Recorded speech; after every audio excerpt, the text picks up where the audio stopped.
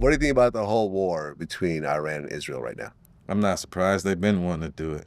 Yeah. Israel been wanting to take Iran down.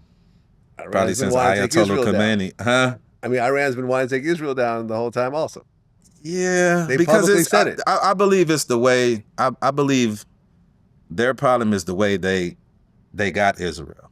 You know what I'm saying? They came there, invaded, killed people, and ran a bunch of people out. I believe that's what, if they did it, if they did it in a civil manner, if they did it civilly, yeah, they did. Wait, okay, hold on.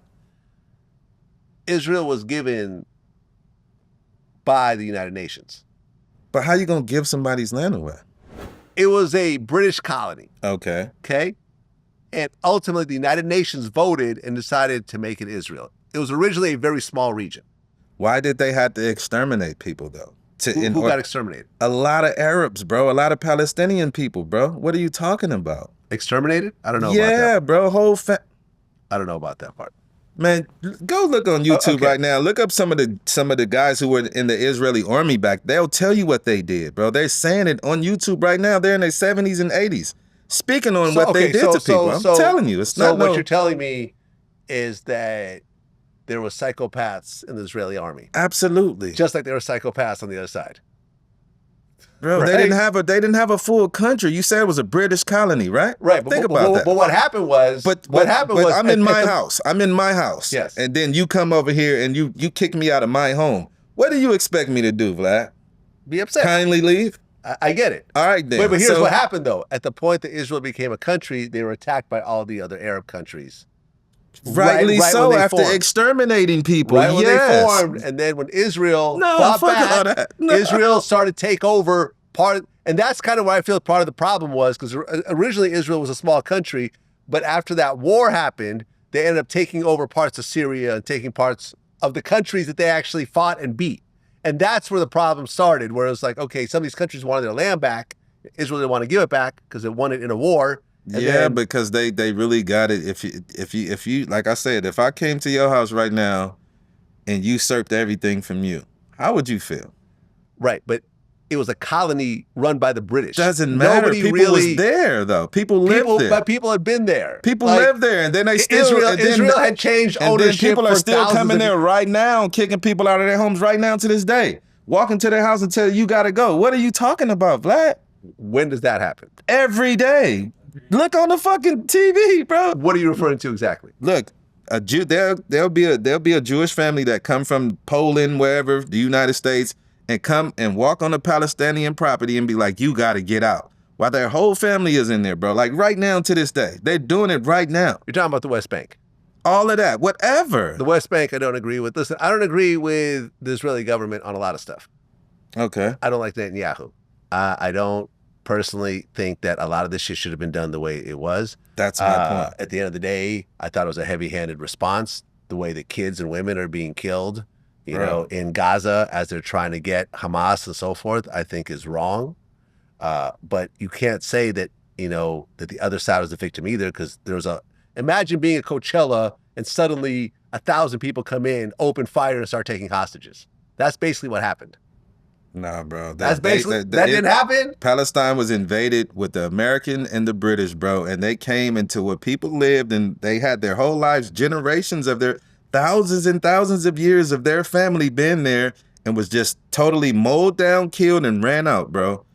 Millions of refugees is in Jordan, Lebanon, other surrounding countries. And then the ones who didn't survive are dead and gone, bro. With no recourse to justice. What are you talking about? That's wrong on every level. You can't, come on, man. Like, let's I've always believed in a two-state solution. I've always believed that but why they never got to that point? Because I think that the Israeli government is fucked up. Of course. That's my whole point. I've always said that both parties are wrong. And the problem is that Hamas doesn't view Israel. Hamas is propped up by Israel, too. Little do you know. Hamas is propped up by Iran. Iran has been financing Hamas the whole time. No. They probably both. I mean, you know, they probably both playing both sides of the fence. Who knows? But it's something going on with Hamas as well, bro. I don't think they all the way legitimate as well. You know what I'm saying? Because it seems like every time they get to a certain point of peace, these dudes end up doing some other shit to fuck it all up. Well, but that's the point of terrorism, right? Like, nah. The point of terrorism is to stop the peace process. We can say terrorism. I think that's an excuse for a lot of shit. You just want to throw people want to throw terrorism on top of shit when it's really some fuckery going on really on the inside. When I say terrorism, I mean a mass attack that targets civilians. You have. I understand what you're saying, bro. But what I'm saying is, was 9/11 terrorism? Yes or no? Yeah, because it was done by your government. It was done by the United States. Okay, I don't know about that. I believe that wholeheartedly. I do. So Bin Laden had nothing to do with it. Hell no. Okay. Hell no. We're getting off into. All right, that's what I'm saying. You wanted to ask, I'm gonna answer. Okay, no, I believe America did that, bro. I think America did that as an excuse to go to Iraq and go to Afghanistan. Well, Afghanistan. Yeah, I believe they did that for that reason. I swear to God, I do. I don't know, man. And a lot of white people agree with me because I've seen scientists get on there and they show what it takes for steel beams to burn to the ground the way they did.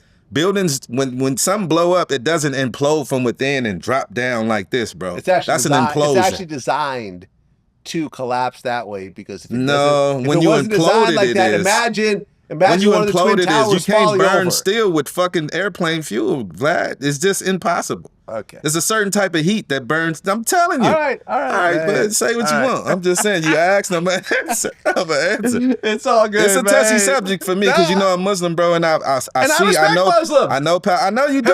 But I'm just saying. Have I ever spoken badly about Muslims? Huh? Have I ever spoken badly about Muslims? No, you haven't. I would never say you said no shit like that. Hell no. Exactly. I'm not saying that at all. I'm just saying like I'm passionate about it, as you can see. Right. Because I have friends who have families there who had their family exterminated back in 1947, 1948. I wish I could go. Dinner. I've had dinner at a Palestinian family. We talked about, sort of like the friction and everything else like that. I've also been to Israel multiple times. So I've actually been there and I've seen both sides. But I think the problem is, this is what I think the biggest problem is, right?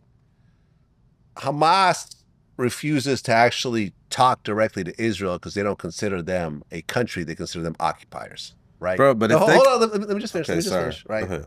And okay, that's fine. They could feel that way.